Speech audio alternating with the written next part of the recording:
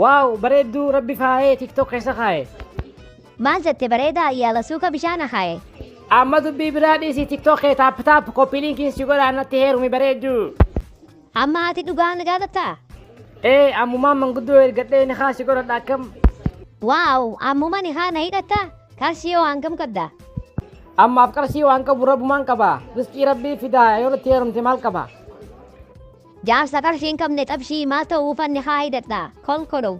Bareedduu jaalalti paakeejii teeleeti miti bar maallaqaan malees ni hidhamti wanni guddaan anaafeeti wal jaalachuudha yoo anaafee ati dhugaan wal jaalanne riskii rabbii fidaa na amani qashtiitoo.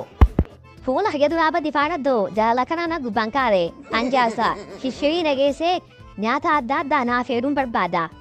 Abshir baraniis dadhabee dadhabu shishirii si oofee firfirii si afeeruun dadhabu bareedduu. Aboo namicha faanaddo amma fuula kiyya duraa badda boon baddu. Zamanuma akkam